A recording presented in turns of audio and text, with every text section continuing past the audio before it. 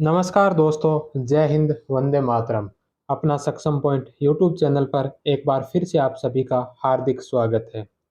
हम पढ़ रहे थे फर्स्ट ग्रेड हिस्ट्री सब्जेक्ट के टेस्ट सीरीज सॉल्यूशन को। इसमें अब तक हमारी 16 क्लासें हो चुकी है, जिसमें 8 क्लासें प्राचीन भारतीय इतिहास से संबंधित थी, 8 क्लासें मध्यकालीन भारतीय इतिहास से संबंधित थी। आज जो 17वीं क्लास है, इसमें हम आधुनिक भारतीय इतिहास को शुरू करने वाले हैं। आधुनिक भारतीय इतिहास की भी 8 क्लासें होंगी, जिनमें 7 क्लासें टॉपिक वाइज क्लासें होंगी और 8वीं क्लास है जो वो कंप्लीट सिलेबस यानी कि आधुनिक भारत के कंप्लीट सिलेबस के अकॉर्डिंग होगी। तो हम शुरू की 7 क्लासें टॉपिक वाइज करते हैं। आज की जो क्लास है, पहली क्लास आधुनिक भारतीय इतिहास की, उस क्लास में आज के टॉपिक रहेंगे प्रादेशिक शक्तियों का उदय, भारत में औपनिवेशिक शासन की स्थापना 1757 से 1857 और ब्रिटिश सर्वोच्चता का विकास। तो आज इनसे संबंधित आज के क्वेश्चन रहेंगे। तो करते हैं आज की क्लास को शुरू। आज की क्लास का पहला प्रश्न है कि निम्नलिखित में से कौन सा असत्य है। तो यहाँ पर जो 4 ऑप्शन दे रखे हैं, इनमें से बताना है कि कौन सा कथन है जो असत्य कथन है। सबसे पहला है कि सूकरखेड़ा का युद्ध 11 अक्टूबर 1724 को हुआ था। इस युद्ध में निजाम उल मुल्क ने मुबारिज खां को पराजित किया था, तो यह बात सत्य है। दूसरा, निजाम उल मुल्क ने हैदराबाद में स्वतंत्र राज्य की स्थापना की थी, यह भी सत्य है। तीसरा, निजाम उल मुल्क ने 1724 में आसफ जाही वंश की स्थापना की, यह बात भी सत्य है। और चौथा ऑप्शन है कि निजाम उल मुल्क का मूल नाम चिनकलीज खान था। तो निजाम उल मुल्क का जो मूल नाम चिनकलीज खान नहीं था, बल्कि कमरुद्दीन सिद्दीकी था। तो 4 नंबर ऑप्शन है जो इसका गलत है। इसका मूल नाम मीर कमरुद्दीन सिद्दीकी था। औरंगजेब ने इसको चिनकलीज खान की उपाधि दी थी। फर्रुखशेर ने इसको निजाम उल मुल्क की उपाधि दी। मोहम्मद शाह ने इसको आसफ जाह की उपाधि प्रदान की थी। नेक्स्ट क्वेश्चन है कि पुर्तगालियों ने अपनी पहली फैक्ट्री की स्थापना कहाँ पर की थी। तो पुर्तगालियों ने जो अपनी पहली फैक्ट्री की स्थापना कहाँ पर की थी, तो पुर्तगालियों ने अपनी पहली फैक्ट्री की जो स्थापना की थी, यह स्थापना की थी कालीकट के अंदर। एक नंबर ऑप्शन। 1500 ईस्वी में पुर्तगालियों के द्वारा कालीकट में अपनी पहली फैक्ट्री की स्थापना की गई, जो भारत में यूरोपीय पूंजीवाद का प्रारंभ बिंदु था। नेक्स्ट क्वेश्चन है कि निम्नलिखित में से कौन सा कथन गलत है। तो इसमें से गलत कथन बताना कौन सा है। सबसे पहला कथन है कि पुर्तगालियों द्वारा भारत में अपना पहला दुर्ग 1503 ईस्वी में कोचीन में बनाया गया था। तो यह बात है जो बिल्कुल सत्य है कि पुर्तगालियों के द्वारा भारत में जो पहला दुर्ग बनाया गया था, यह 1503 में कोचीन में बनाया गया था। दूसरा ऑप्शन है कि 1505 में इन्होंने कन्नानूर में फोर्ट सेंट एंजेलो नामक दुर्ग का निर्माण करवाया, यह भी सत्य है। तीसरा, फ्रांसिस्को डी अल्मीडा 1505 में प्रथम पुर्तगाली वायसराय बनकर भारत आया, जिसने नीले पानी की नीति अपनाई थी। तो तीसरा ऑप्शन भी सत्य है। चौथा ऑप्शन है कि 1509 में अल्मीडा अल्मीडा जो मिस्र तथा गुजरात के संयुक्त सैन्य बेड़े के सामने पराजित हुआ था। तो यह कथन है जो गलत है।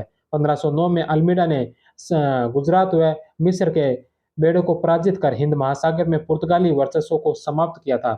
इनके साथ समुद्री प्रभुत्व बनाए रखने के लिए ब्लू वाटर पॉलिसी अपनाई गई थी, जिसका उद्देश्य यह था कि वह समुद्र पर प्रभुत्व बनाए रखकर ही भारत पर अधिकार रखा जा सकता है। नेक्स्ट क्वेश्चन है कि पुर्तगाली कौन था जिसने गोवा पर अधिकार किया। तो गोवा पर अधिकार करने वाला पुर्तगाली था अल्फांसो दी अल्बुकर्क। भारत में पुर्तगाली साम्राज्य की स्थापना का श्रेय द्वितीय वायसराय अल्फांसो डी अल्बुर्क को जाता है। अल्फांसो डी अल्बुर्क को दिया जाता है। इसने भारतीय स्त्रियों के साथ पुर्तगालियों को विवाह करने के लिए प्रोत्साहित किया। बीजापुर के शासक यूसुफ आदिल शाह को पराजित कर 1510 में गोवा पर अधिकार किया था। नेक्स्ट क्वेश्चन है कि निम्न में से किसे भारत में फ्रांसीसी कंपनी का संस्थापक माना जाता है। तो भारत में फ्रांसीसी कंपनी का जो संस्थापक है वह है कोलबर्ट। 3 number option. भारत में फ्रांसीसियों का आगमन सबसे अंत में हुआ था। लुई 14वें ने वित्त मंत्री कोलबर्ट ने 1664 में फ्रेंच ईस्ट इंडिया कंपनी की स्थापना की, जिसका उद्देश्य राजनीतिक प्रभुत्व की स्थापना तथा फ्रांसीसी सरकार को मजबूत करना था। 1668 में फ्रैंक कैरो ने सूरत में अपनी पहली फ्रांसीसी कोठी की स्थापना की थी। नेक्स्ट क्वेश्चन है कि अवध, हैदराबाद, भरतपुर, रुहेलखंड व फर्रुखाबाद किस मुगल शासक के समय में स्वतंत्र हुए थे? तो अवध, हैदराबाद, भरतपुर, रुहेलखंड व फर्रुखाबाद कौन से मुगल शासक के समय स्वतंत्र हुए? तो यह हुए थे मोहम्मद शाह रंगीला के समय। इन समस्त रियासतों ने मोहम्मद शाह रंगीला के समय अव्यवस्था का लाभ उठाते हुए अपनी स्वतंत्रता की घोषणा की थी। 1717 में मुगल बादशाह फर्रुखसियर से व्यापारिक सुविधा प्राप्त करने वाले ब्रिटिश दल का नेतृत्व किसने किया? तो 1717 में मुगल बादशाह फर्रुखसियर से व्यापारिक सुविधा प्राप्त करने वाले ब्रिटिश दल का नेतृत्व जॉन शरमन के द्वारा किया गया था। जॉन शरमन के नेतृत्व में कंपनी का एक प्रतिनिधि मंडल तत्कालीन मुगल शासक फर्रुखसियर से मिला, जिसकी सहायता एडवर्ड स्टीफेंस कर रहा था। इस प्रतिनिधि मंडल में विलियम हैमिल्टन नामक एक सर्जन और ख्वाजा सेहुर्द दुभाषिया था। हैमिल्टन ने फर्रुखसियर को बवासीर रोग से मुक्ति दिलाने में सफलता प्राप्त की, जिससे प्रसन्न होकर 1717 में एक फरमान जारी कर कंपनी को बंगाल में 3000 वार्षिक तथा सूरत में 10,000 वार्षिक के बदले निःशुल्क व्यापार करने का अधिकार दे दिया। नेक्स्ट क्वेश्चन है कि फ्रेंच ईस्ट इंडिया कंपनी, जिसकी स्थापना लुई 16वें के वित्त मंत्री लुई 14वें के वित्त मंत्री कोलबर्ट ने 1614 में की थी, को कब समाप्त किया गया था? तो इसको समाप्त किया गया था लुई 15वें 1715 से 1774 द्वारा 1769 में पारित आदेश के द्वारा।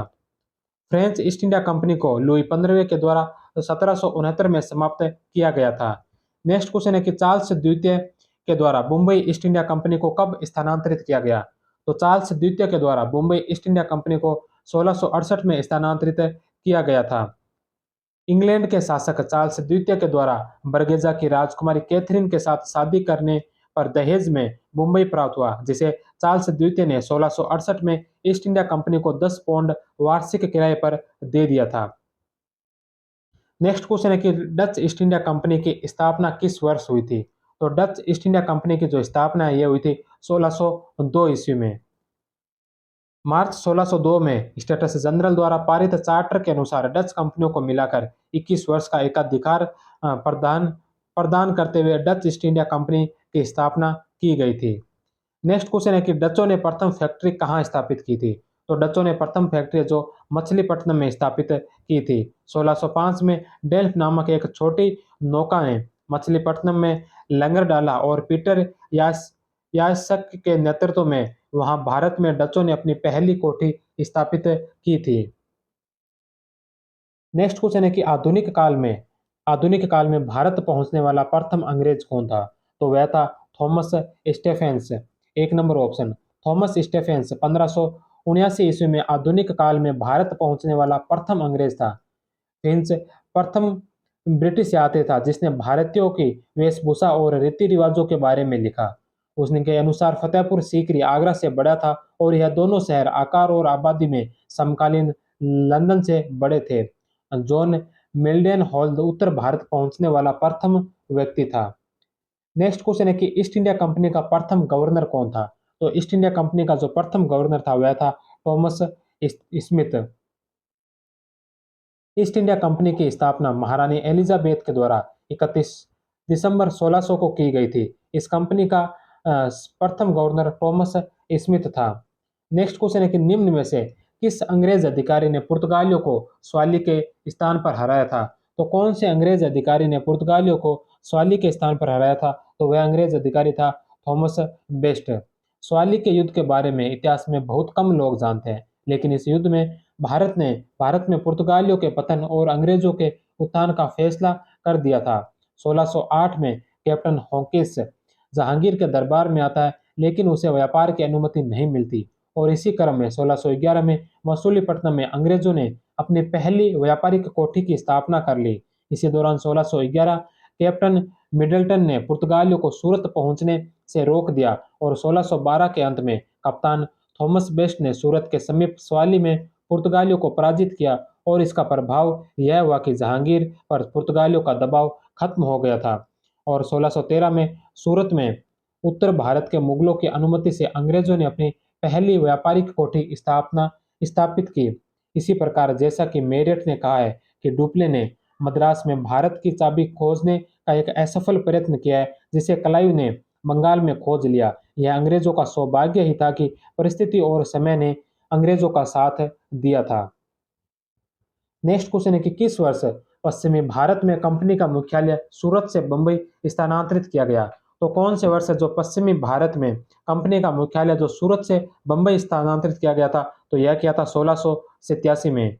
ईस्ट इंडिया कंपनी के प्रारंभिक दौर में पश्चिमी भारत कंपनी का मुख्यालय सूरत था, और जब 1668 में कंपनी को मुंबई क्राउन से पट्टे पर मिल गया, तब 1687 में पश्चिमी भारत में कंपनी का मुख्यालय सूरत से बंबई स्थानांतरित कर दिया गया था।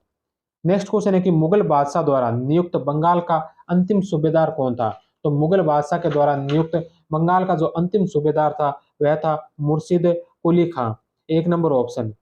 आरजी मजूमदार के अनुसार औरंगजेब की मृत्यु के कुछ वर्षों बाद मुर्शिद कुली खां ने बंगाल में अपनी स्वतंत्र सत्ता की स्थापना की तथा मुर्शिदाबाद अपनी राजधानी बनाया।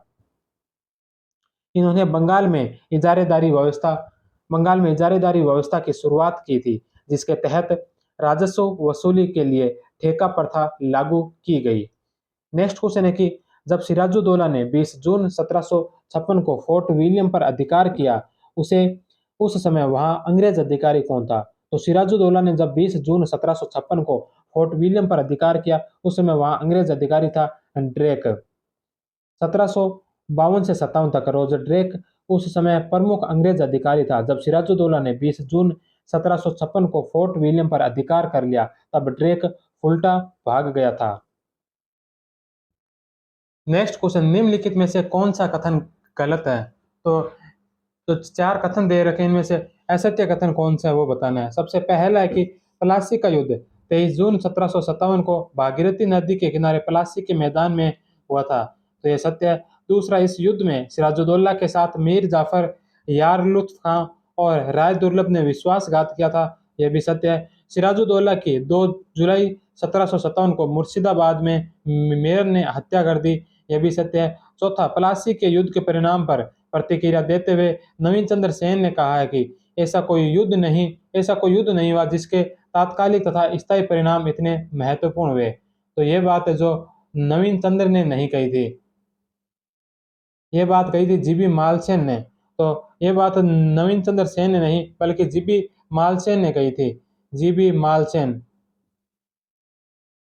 जीबी मालसेन के द्वारा कही गई है कि ऐसा कोई युद्ध नहीं हुआ जिसके तात्कालिक तथा स्थायी परिणाम इतने महत्वपूर्ण हुए हो। तो 4 नंबर है जो गलत है। नवीन चंद्र सेन ने कहा था कि भारत के लिए शाश्वत दुख की काली रात का आरंभ हुआ है, और जीबी मालसेन ने कहा था कि ऐसा कोई युद्ध नहीं हुआ जिसके तात्कालिक तथा स्थायी परिणाम इतने महत्वपूर्ण हुए हो। नेक्स्ट क्वेश्चन है कि बक्सर के युद्ध के समय बंगाल का नवाब कौन था? तो बक्सर के युद्ध के समय जो बंगाल का नवाब था वह था मीर जाफर। 2 number option. बक्सर के युद्ध से पूर्व जुलाई 1763 में मीर जाफर को बंगाल का नवाब पुनः घोषित किया गया था। नेक्स्ट क्वेश्चन है कि निम्नलिखित में से कौन सा ब्रिटिश अधिकारी अवध को ब्रिटिश साम्राज्य में शामिल किए जाने के पक्ष में नहीं था? तो कौन सा ब्रिटिश अधिकारी है जो अवध को ब्रिटिश साम्राज्य में शामिल किए जाने के पक्ष में नहीं था? तो वह था स्लीमैन। 2 number option. अवध का विलय कुशासन के आधार पर आउटरम की रिपोर्ट के आधार पर किया गया था, हालांकि स्लीमैन इनके विलय के पक्ष में नहीं थे। विशेष नोट, कर्नल स्लीमैन के नेतृत्व में 1831 में लॉर्ड विलियम बेंटिक के समय ठगी प्रथा का उन्मूलन किया गया था। नेक्स्ट क्वेश्चन है कि अवध का कौन सा नवाब राजधानी फैजाबाद से लखनऊ लाया गया? तो अवध का कौन सा नवाब है जो राजधानी फैजाबाद से लखनऊ लाया था? तो वह था आसफुद्दौला। 3 number option. अवध में स्वतंत्र सत्ता की स्थापना सादत खान ने 1722 में की थी। इस समय अवध की राजधानी फैजाबाद हुआ करती थी। बाद में आसफुद्दौला ने राजधानी फैजाबाद से लखनऊ स्थानांतरित की थी। नेक्स्ट क्वेश्चन है कि 1765 से 72 के दौरान कंपनी द्वारा स्थापित बंगाल का राज्य एक डाकू राज्य था, यह कथन किसका है? तो यह कथन किसने कहा था कि 1565 से 72 के दौरान कंपनी द्वारा स्थापित बंगाल का राज्य एक डाकू राज्य है?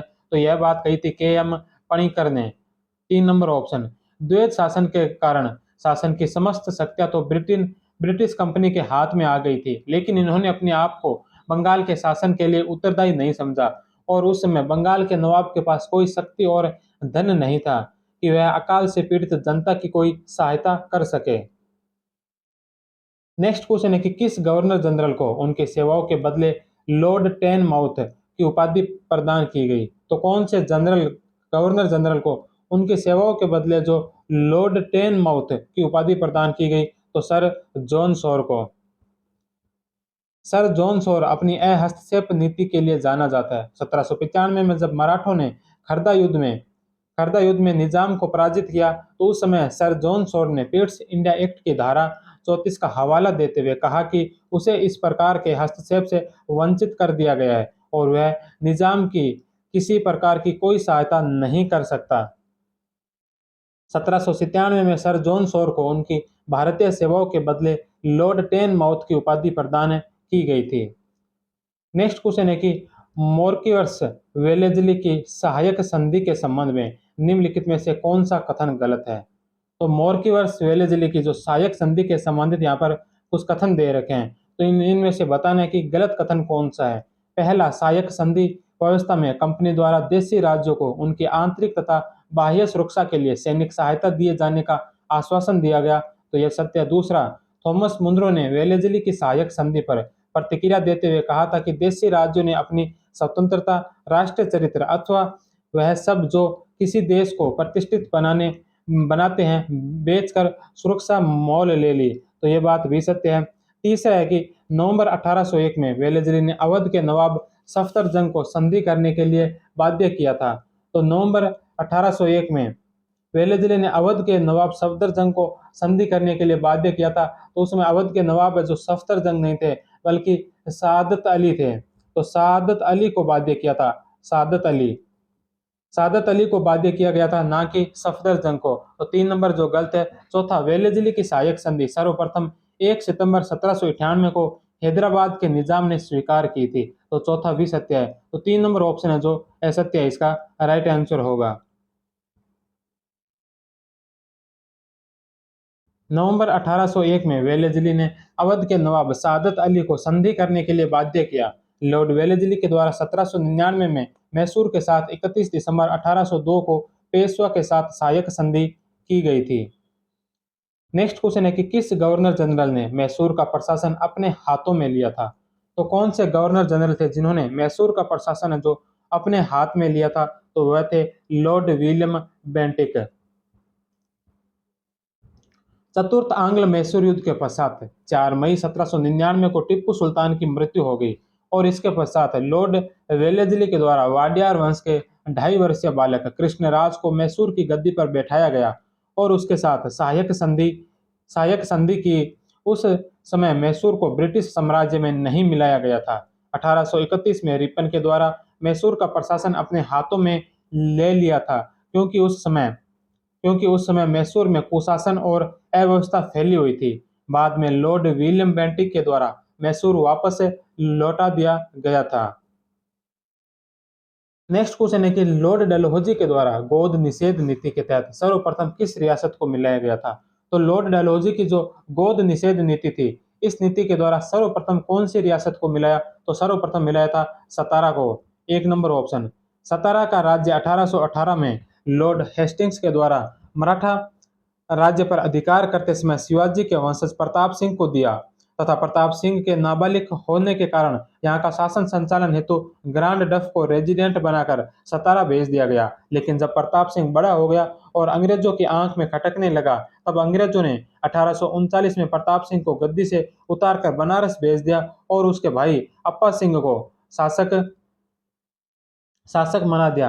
अप्पा सिंह ने अपनी मृत्यु से कुछ समय पहले एक लड़का गोद लिया जिसे डलहौजी ने स्वीकृति प्रदान नहीं की और 1848 में सतारा का विलय गोद निषेध नीति के तहत ब्रिटिश साम्राज्य में कर लिया। जोसेफ ह्यूम ने हाउस ऑफ कॉमन्स में इस नीति को जिसकी लाठी उसकी भैंस की संज्ञा दी थी। नेक्स्ट क्वेश्चन है कि रणजीत सिंह के सैन्य प्रशासन के संबंध में निम्नलिखित में से कौन सा कथन गलत है?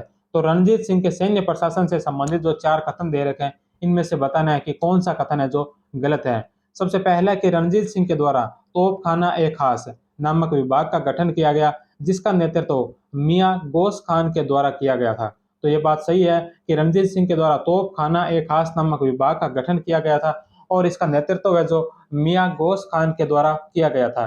दूसरा कि 1824 में जनरल वेंटुरा तथा अलार्ड द्वारा एक विशेष आदर्श सेना फौज ए खास का गठन किया गया था। तो फौज ए खास का जो गठन हुआ था यह 1824 में नहीं बल्कि 1822 में हुआ था। तो दूसरा जो गलत है। तीसरा, वेंटुरा को पैदल, अवार्ड को घुड़सवारी तथा इलाही बख्श को तोपखाने का प्रभारी बनाया गया। तो ये बात भी सत्य है। चौथा, 1838 में लॉर्ड ऑकलैंड ने अपने पंजाब दौरे के दौरान हरि सिंह की घुड़सवार सेना को संसार की सबसे सुंदर फौज बताया था। तो ये बात भी सत्य है। तो 1, 3 और 4 सही है और 2 नंबर है जो गलत है। नेक्स्ट क्वेश्चन है कि प्रथम आंग्ल सिख युद्ध में कौन सा युद्ध नहीं लड़ा गया।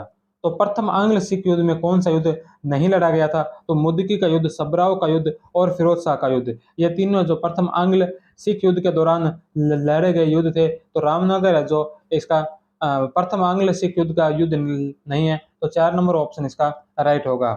प्रथम आंग्ल सिख युद्ध के दौरान पहला युद्ध 18 दिसंबर 1845 को मुद्दकी का युद्ध लड़ा गया। इस युद्ध में लाल सिंह के विश्वासघात के कारण सिख सेना को पराजय का सामना करना पड़ा था। 21 दिसंबर 1845 को फिरोज शाह नामक स्थान पर सिख सेना का मुकाबला अंग्रेजों से हुआ। 21 जनवरी 1846 को बदोवाल नामक स्थान पर सिख सेना ने हेनरी को प्राप्त किया। 28 जनवरी 1846 को आलीवाल नामक स्थानों पर सिखों को पराजय का सामना करना पड़ा था। 10 फरवरी 1846 को सब्राव की लड़ाई सबसे भयंकर थी, जिसमें लॉर्ड डफ ने हिंदुस्तान का वाटरलू कहा। इस युद्ध के पश्चात 20 फरवरी को अंग्रेजों ने लाहौर पर अधिकार कर लिया और 9 मार्च 1846 को लाहौर की संधि तथा जालंधर दोआब अंग्रेजों को दे दिया गया। नेक्स्ट क्वेश्चन है कि निम्नलिखित में से कौन सा असंगत है। तो निम्नलिखित में से कौन सा जो असंगत है। सबसे पहला, गिरिया का युद्ध। गिरिया का जो युद्ध हुआ था यह 1740 में सरफराज खान तथा अली वर्दी खान के मध्य हुआ था। तो यह सत्य है। दूसरा, मनिहारी का युद्ध। यह युद्ध 1756 में सिराजुद्दौला तथा शौकत जंग के मध्य हुआ। यह भी सत्य है। तीसरा, सेंट थोमे का युद्ध। सेंट थोमे का जो युद्ध है यह 1746 में, इस युद्ध में कैप्टन पैराडाइज के नेतृत्व वाली फ्रांसीसी सेना ने कर्नाटक के नवाब अनवरुद्दीन के बेटे महफूज खान को पराजित किया था। तो यह भी सत्य है। और चौथा है पालखेड़ा का युद्ध। पालखेड़ा का युद्ध जो 1728 में, इसमें बाजीराव प्रथम ने मोहम्मद शाह रंगीला को पराजित किया था।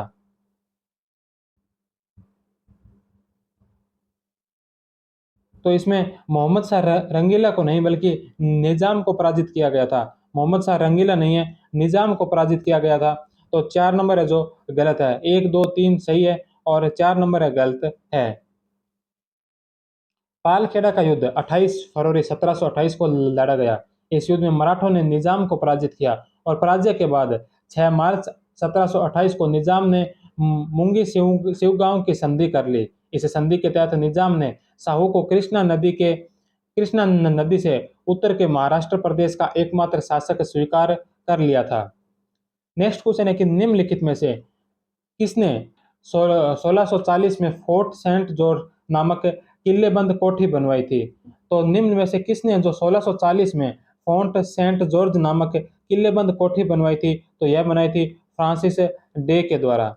1639 में फ्रांसिस डे नामक एक अंग्रेज ने ध्वस्त विजयनगर साम्राज्य के प्रतिनिधि चंद्रगिरी के राजा से मद्रास को पट्टे पर लिया था और 1640 में वहां फोर्ट सेंट जॉर्ज नामक किल्लेबंद कोठी बनवाई, जो बाद में अंग्रेज बस्तियों का मुख्यालय बन गया था और इसके परिणाम स्वरूप मसूलीपट्टनम का महत्व कम हो गया। 1653 में फोर्ट सेंट जॉर्ज को प्रेसिडेंसी का दर्जा दे दिया गया। 1661 में सर एडवर्ड विंटर को मद्रास का प्रथम गवर्नर नियुक्त किया गया। नेक्स्ट क्वेश्चन है कि एक्स-ला सापेल संधि के तहत कौन सा युद्ध समाप्त हुआ था।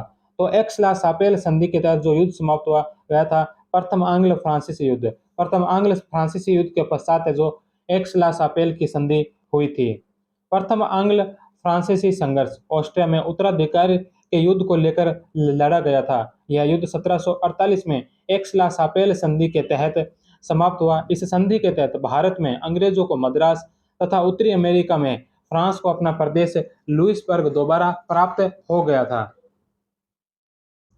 नेक्स्ट क्वेश्चन है कि याडबू की संधि किस युद्ध के पश्चात हुई थी? तो याडबू की जो संधि है यह प्रथम आंग्ल वर्मा युद्ध के पश्चात हुई थी। एम्सहर्स्ट गवर्नर जनरल के समय पहला आंग्ल वर्मा युद्ध लड़ा गया और इस युद्ध का समापन 1826 में याडबू की संधि के अनुसार हुआ था। द्वितीय आंग्ल वर्मा युद्ध डलहौजी के समय और डफरिन के समय 1885 में वर्मा को भारत में मिला लिया गया। नेक्स्ट क्वेश्चन है कि द्वितीय आंग्ल फ्रांसीसी युद्ध किस संधि के तहत समाप्त हुआ था? तो दूसरा आंग्ल फ्रांसीसी जो युद्ध है यह पांडिचेरी संधि के साथ ही समाप्त हुआ था। द्वितीय आंग्ल फ्रांसीसी युद्ध में डुप्ले अंग्रेजों के साथ काफी संघर्ष कर रहा था, लेकिन युद्ध में ज्यादा धनराशि का खर्च होने के कारण फ्रेंच कंपनी के डायरेक्टर ने डुप्ले को वापस बुला लिया और उसके स्थान पर गवर्नर जनरल के रूप में गोडेहू को भारत भेजा, जो असफल सिद्ध हुआ और डुप्ले ने जो कुछ प्राप्त किया था उसने वह भी गंवा दिया। 11 जनवरी 1755 को पांडिचेरी की संधि के तहत इस युद्ध को समाप्त किया गया। नेक्स्ट क्वेश्चन है कि ब्रिटिश जनरल जिसने हैदर अली को पोर्टोनोवा के युद्ध में पराजित किया था, तो वह ब्रिटिश जनरल कौन थे जिन्होंने हैदर अली को पोर्टोनोवा के युद्ध में पराजित किया था? तो वह ब्रिटिश जनरल थे सर आयरकूट। जब अंग्रेजों ने 1779 में माहे पर अधिकार कर लिया, तो इस बात को लेकर द्वितीय आंग्ल मैसूर युद्ध शुरू हुआ और वॉरेन हेस्टिंग्स के सेनापति आयरकूट ने हैदर अली को पोर्टोनोवा और पोलिलूर के युद्ध में पराजित किया। युद्ध चल रहा था कि 7 दिसंबर 1782 को हैदर अली की मृत्यु हो गई। नेक्स्ट क्वेश्चन है कि निम्नलिखित में से कौन सा असुमेलित है? तो इसमें से बताना है कि कौन सा जो असुमेलित है। एक तरफ युद्ध दे रखे हैं और दूसरी तरफ है जो उस युद्ध से संबंधित संध्या दे रखी है। तो सबसे पहला है कि प्रथम आंग्ल मैसूर युद्ध। प्रथम आंग्ल मैसूर युद्ध के बाद मद्रास की संधि हुई। द्वितीय आंग्ल मैसूर युद्ध के पश्चात मंगलोर की संधि हुई। तीसरे जो आंग्ल मैसूर के युद्ध के पश्चात श्रीरंगपट्टनम की संधि हुई और चतुर्थ आंग्ल मैसूर युद्ध। चौथा जो आंग्ल मैसूर युद्ध हुआ था इसके पश्चात बसीन की संधि हुई। तो चौथे आंग्ल मैसूर युद्ध के पश्चात बसीन की संधि नहीं हुई थी, यह गलत है।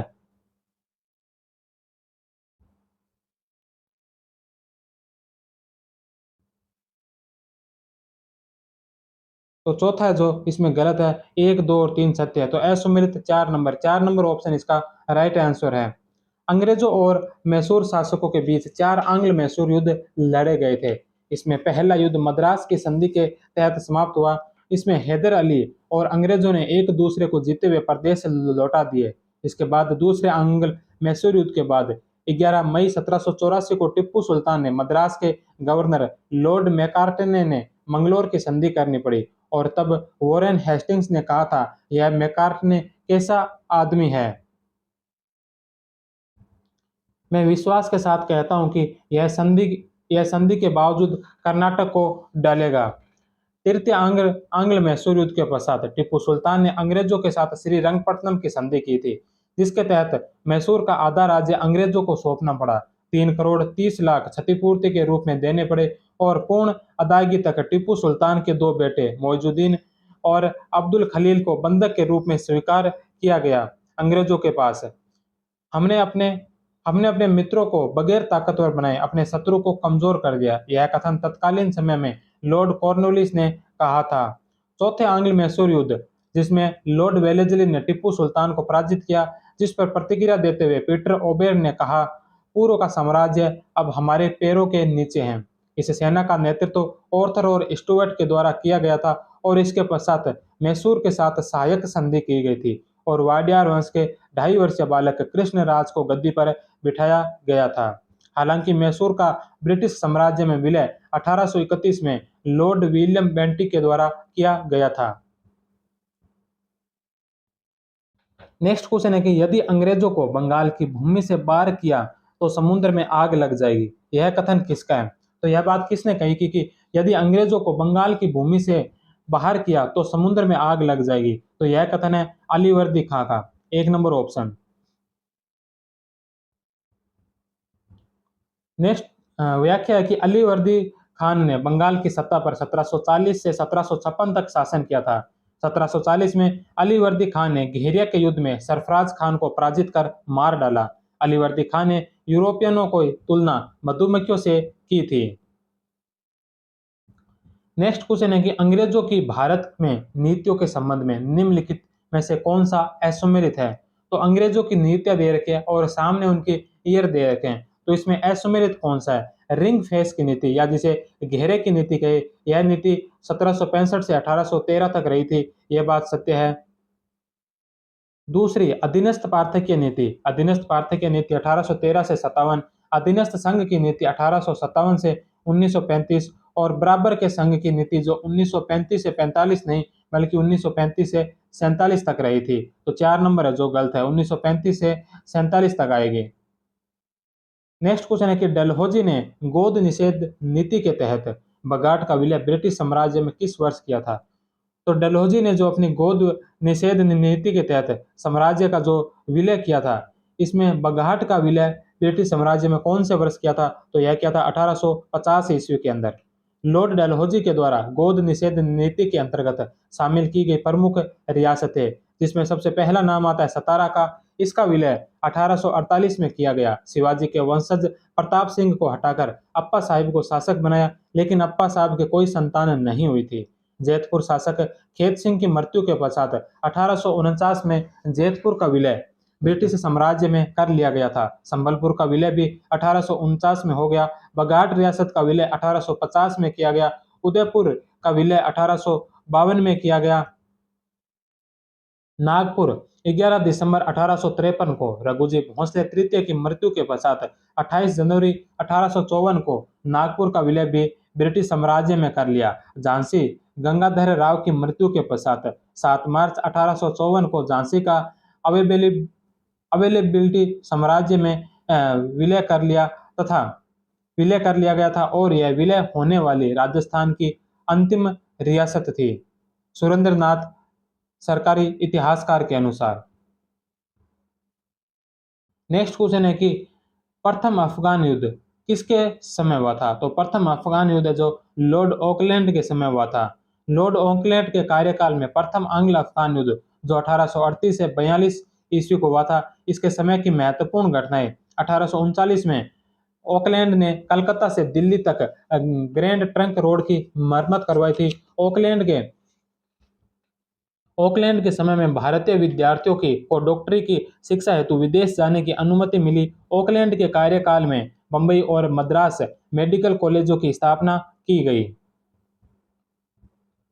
नेक्स्ट क्वेश्चन है कि अवध का विलय ब्रिटिश साम्राज्य में कब किया गया था। तो अवध का विलय जो ब्रिटिश साम्राज्य में हुआ था, यह हुआ था 1856 ईस्वी में। यह यह चेरी एक दिन हमारे मुंह में गिरेगी, यह कथन लॉर्ड डलहौजी ने अवध के बारे में कहा था। उसे उस समय यहाँ का रेजिडेंट हेनरी लॉरेंस था, जो 1857 की क्रांति में मारा गया था। ईश्वरी प्रसाद के अवध के विलय को डकैती की चरम सीमा कहा। वहीं स्लीमेन ने इस पर प्रतिक्रिया देते हुए कहा कि अवध को बेदखल छीन लेने से हमारे भाल पर कलंक का टीका लगेगा। नेक्स्ट क्वेश्चन है कि टीपू सुल्तान के बारे में निम्नलिखित में से कौन सा कथन सही नहीं है। तो टीपू सुल्तान से संबंधित यहाँ पर 4 कथन है, इनमें से कौन सा जो सही नहीं है। सबसे पहला है कि टीपू सुल्तान ने श्रृंगेरी मंदिर की मरम्मत करवाई थी। तो टीपू सुल्तान ने श्रृंगेरी मंदिर की मरम्मत करवाई, यह सही सत्य है। इसने फ्रांसीसियों से सहायता ली। इसने मैसूर में स्वतंत्रता का वृक्ष लगाया। यह जेरोनिस्ट दल का सदस्य था। तो यह जेरोनिस्ट दल का नहीं बल्कि जैकोबिन दल का सदस्य था। तो 4 नंबर है जो गलत है। नेक्स्ट क्वेश्चन है कि किस संधि के तहत पेशवा बाजीराव द्वितीय ने अंग्रेजों की सहायक संधि को स्वीकार किया था। तो पेशवा बाजीराव द्वितीय ने अंग्रेजों की जो सहायक संधि को स्वीकार किया था, यह कौन सी संधि के तहत किया था। तो यह किया था बेसिन की संधि के तहत। 1800 ईस्वी में नाना फडणवीस की मृत्यु होने के पश्चात तत्कालीन पेशवा बाजीराव द्वितीय की अयोग्यता सामने आ गई और जसवंत राव होलकर के विरुद्ध बाजीराव द्वितीय ने मुंबई के गवर्नर जोनाथन डंकन को पत्र लिखकर ब्रिटिश सहायता की मांग की।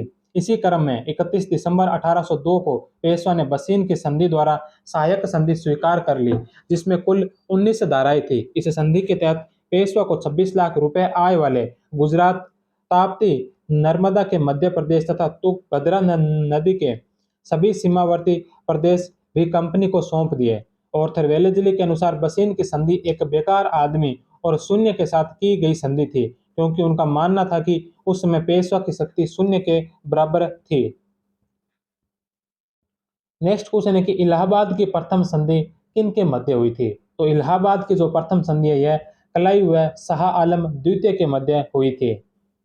इलाहाबाद की प्रथम संधि 12 अगस्त 1765 को शाह आलम द्वितीय तथा कलाई के मध्य हुई थी। संधि के तहत बंगाल, बिहार तथा उड़ीसा की दीवानी शक्तियां कंपनी ने अपने हाथों में ले ली तथा इसके बदले कंपनी शाह आलम द्वितीय को 26 लाख रुपए वार्षिक राजस्व देगी। अवध के नवाब से कड़ा तथा इलाहाबाद परगने लेकर शाह आलम द्वितीय को दिए जाएंगे। नेक्स्ट क्वेश्चन है कि बक्सर के युद्ध में ईस्ट इंडिया कंपनी के विरुद्ध किन शासकों का गठजोड़ था? तो जो बक्सर का युद्ध हुआ था इसमें ईस्ट इंडिया कंपनी के विरुद्ध जो शासकों का गठजोड़ था जिसमें शामिल थे मीर कासिम, सुजाउद्दौला और शाह आलम द्वितीय। तो 2 नंबर ऑप्शन इसका राइट है। बक्सर का युद्ध इन तीन शक्तियों का तथा ब्रिटिश सेनापति हेक्टर मुनरो के मध्य 22-23 अक्टूबर 1764 को लड़ा गया, जिसमें अंग्रेजों की विजय हुई थी। नेक्स्ट क्वेश्चन है कि तृतीय आंग्ल मैसूर युद्ध में युद्ध की क्षतिपूर्ति के रूप में टीपू को कितनी राशि का भुगतान अंग्रेजों को करना पड़ा? तो तीसरे आंग्ल मैसूर युद्ध में युद्ध की क्षतिपूर्ति के रूप में टीपू को कितनी राशि का भुगतान है जो अंग्रेजों को करना पड़ा? तो 330 लाख, 3 करोड़ 30 लाख रुपए राशि का भुगतान है जो टीपू ने अंग्रेजों को किया था। श्री रंगपट्टनम की संधि हरिपंत फड़के की मध्यस्थता में 23 मार्च 1795 को टीपू सुल्तान द्वारा तथा कॉर्नवालिस के मध्य हुई। इस संधि के तहत युद्ध की क्षतिपूर्ति के रूप में टीपू सुल्तान को 3 करोड़ 30 लाख रुपए की राशि अंग्रेजों को देना तय हुआ और जब तक इस राशि का भुगतान नहीं होगा तब तक टीपू सुल्तान के दो पुत्र अब्दुल खलीक तथा मुइजुद्दीन जमानत के तौर पर अंग्रेजों के संरक्षण में रहेंगे। नेक्स्ट क्वेश्चन है कि सेदासीर तथा मालवली युद्ध का संबंध है। तो सेदासीर और मालवली जो युद्ध जो है ये चौथे आंग्ल मैसूर युद्ध से संबंधित है। चतुर्थ आंग्ल मैसूर युद्ध के दौरान 5 मार्च 1799 को स्टुअर्ट ने सेदासीर के युद्ध में तथा 7 मार्च 1799 को हैरिस ने मालवेली के युद्ध में टीपू सुल्तान को पराजित किया था। नेक्स्ट क्वेश्चन है कि सूरत की संधि अंग्रेजों और निम्नलिखित मराठा सरदार के मध्य हुई थी। तो सूरत की संधि जो कौन से किस अंग्रेज और मराठा सरदार के मध्य हुई थी? तो यह हुई थी राघोबा के मध्य। 3 नंबर ऑप्शन। सूरत की संधि 7 मार्च 1775 को रघुनाथ राव ने पेशवा बनने के लिए अंग्रेजों से की। इस संधि के तहत अंग्रेज राघोबा को पेशवा बनाने में मदद करेंगे, जिसमें युद्ध का खर्चा राघोबा देगा। बदले में अंग्रेजों को सालसेट तथा बसीन प्राप्त होगा। यह संधि पहले आंग्ल मराठा युद्ध का कारण बनी थी। नेक्स्ट क्वेश्चन है कि रणजीत सिंह के प्रशासन में कौन सा असुमेलित है? तो रणजीत सिंह के प्रशासनिक पदों के नाम दे रखे हैं और सामने उन पदों पर विराजित व्यक्तियों के नाम दे रखे हैं। तो इसमें कौन सा असुमेलित है? रणजीत सिंह के प्रशासन में वित्त मंत्री के पद पर दीनानाथ थे, विदेश मंत्री के पद पर फकीर अजीजुद्दीन थे, दीवान के पद पर है जो हरि सिंह नलवा, दीवान के पद पर हरि सिंह नलवा नहीं थे, हरि सिंह नलवा जो सेनापति के पद पर थे, हरि सिंह नलवा जो सेनापति के पद पर थे। दीवान के पद पर है जो मोहन चंद थे, तो दीवान के पद पर है जो मोहन चंद थे, मोहन चंद। तो 3 नंबर है जो असत्य है। चौथा वजीर के पद पर है जो ध्यान सिंह डोगरा थे, तो 1 सही, 2 सही और 4 सही। दीवान के पद पर मोहन चंद और सेनापति के पद पर है जो हरि सिंह नलवा थे। नेक्स्ट क्वेश्चन है कि सालबाई की संधि के बाद पेशवा कौन बना था? तो सालबाई की संधि के बाद जो पेशवा बनाया था माधव नारायण को। सालबाई की संधि 17 मई 1782 को महादजी सिंधिया और वोरेन हेस्टिंग्स के मध्य हुई थी। इस संधि के तहत अंग्रेजों ने राघोबा का साथ छोड़कर माधव नारायण राव को पेशवा स्वीकार कर लिया था। नेक्स्ट क्वेश्चन है कि अधीनस्थ पार्थक्य की नीति का प्रतिपादक कौन था? तो अधीनस्थ पार्थक्य नीति का प्रतिपादक थे Lord Hastings. Governor general Lord Hastings ने 1813 में रिंग फेंस के स्थान पर अधीनस्थ पार्थक्य की नीति अपनाई। इस नीति के तहत भारतीय राज्यों को कंपनी शासन के अधीन लाया गया था।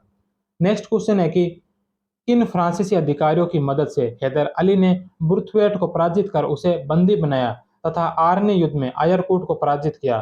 तो कौन से फ्रांसीसी अधिकारियों की मदद से हैदर अली ने बुर्थवेट को पराजित किया और उसे बंदी बनाया तथा आर्नी युद्ध में आयरकूट को भी पराजित किया? तो उसमें फ्रांसीसी अधिकारी शामिल थे डूसे, बुसी और एडमिरल स्प्रे। ये तीनों हैं जो इसमें शामिल थे। तो एक, दो और तीन तीनों उपयुक्त सभी, 4 नंबर ऑप्शन इसका राइट होगा। द्वितीय आंग्ल मैसूर युद्ध के समय फ्रांसीसी कमांडर ने एडमिरल स्प्रे तथा डुसे को हैदर अली का सहयोग करने के लिए भेजा था। एडमिरल स्प्रे ने ह्यूगस को पराजित कर त्रिकोमोली बंदरगाह पर अधिकार कर लिया। हैदर अली ने डूसी तथा बुस्सी के सहयोग से आर्नी के युद्ध में आयरकूट को पराजित किया था। नेक्स्ट क्वेश्चन है कि द्वितीय आंग्ल मैसूर युद्ध में मद्रास के किस गवर्नर ने टिप्पू के पास संधि प्रस्ताव भेजा था? तो दूसरे आंग्ल मैसूर युद्ध में मद्रास के कौन से गवर्नर ने टिप्पू के पास जो संधि प्रस्ताव भेजा? तो मैकार्टने, 2 नंबर ऑप्शन। टीपू सुल्तान के द्वारा मंगलोर का घेरा डालने के पश्चात मद्रास के गवर्नर मैकार्टनी ने संधि का प्रस्ताव भेजा। हालांकि तत्कालीन गवर्नर जनरल वॉरेन हेस्टिंग्स ने इसका विरोध किया था। मैकार्टनी का यह प्रस्ताव टीपू सुल्तान ने स्वीकार कर लिया। इसके पश्चात 11 मार्च 1784 को दोनों के मध्य मंगलोर की संधि हो गई और इस संधि के तहत गुंटूर तथा बालाघाट पर टीपू का अधिकार हो गया और दोनों ने एक दूसरे के जीते हुए प्रक्षेत्र लौटा दिए। नेक्स्ट क्वेश्चन है कि वेडनूर, लूंड, केंद्रा और गुहा का संबंध किस युद्ध से है? तो इनका संबंध है जो प्रथम आंग्ल मैसूर युद्ध से है। प्रथम आंग्ल मैसूर युद्ध में हैदर अली के द्वारा वेडनूर, लूंड, केंद्रा और गुहा क्षेत्र विजित किए गए थे। नेक्स्ट क्वेश्चन है कि मोहम्मद खां बख्श का संबंध है। तो मोहम्मद खां बख्श का जो संबंध है यह है फर्रुखाबाद से। 3 नंबर ऑप्शन। मोहम्मद खां बख्श ने मुगल शासक फर्रुखशेर तथा मोहम्मद शाह रंगीला के काल में अलीगढ़ और कानपुर के बीच फर्रुखाबाद के चारों तरफ के इलाकों पर अपना आधिपत्य कायम किया था। नेक्स्ट क्वेश्चन है कि अंग्रेज मुगल संघर्ष औरंगजेब के समय 1686 में सर्वप्रथम हुआ। निम्न में से कौन सा अंग्रेज अधिकारी इसके लिए जिम्मेदार था? तो अंग्रेजों का और मुगलों का जो संघर्ष है यह सबसे पहले 1686 में औरंगजेब के काल में हुआ था। इस समय कौन सा अंग्रेज अधिकारी इसके लिए जिम्मेदार था? तो वह था John child. 3 number option.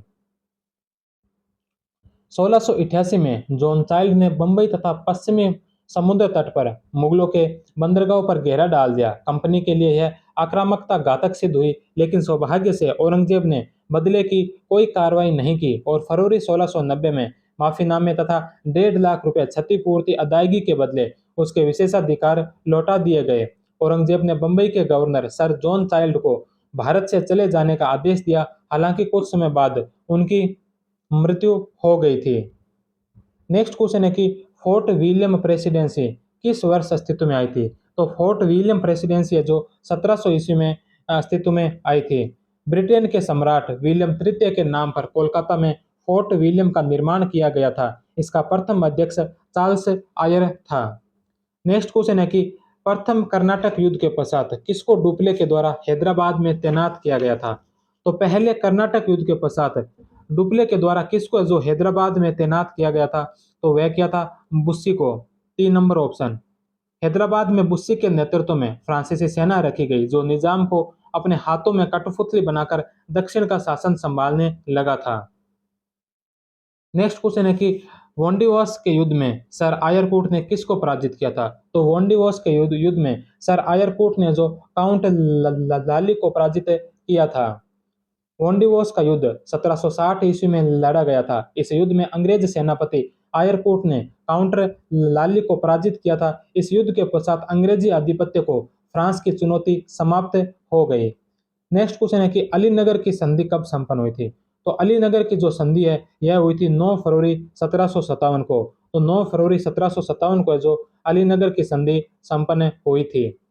Alinagar की संधि 9 फरवरी 1757 को बंगाल के नवाब सिराजुद्दौला और ईस्ट इंडिया कंपनी के बीच हुई, जिसमें अंग्रेजों का प्रतिनिधित्व क्लाइव और वॉटसन ने किया था।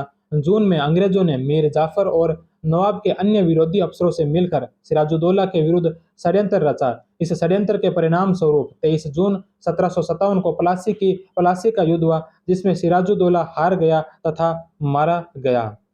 नेक्स्ट क्वेश्चन और आज की क्लास का अंतिम क्वेश्चन है कि हैदर अली ने किस वर्ष डिंडीगुल में एक आधुनिक शस्त्रागार की स्थापना की थी। तो हैदर अली ने डिंडीगुल में जो आधुनिक शस्त्रागार की स्थापना की थी, यह कब की थी? तो यह की थी 1755 ईस्वी के 1755 ईस्वी में हैदर अली ने डिंडीगुल में आधुनिक शस्त्रागार की स्थापना 1755 ईस्वी में की थी। तो इसी के साथ ही आज की इस क्लास जो आधुनिक भारतीय इतिहास की पहली क्लास थी, यह यहीं पर समाप्त होती है।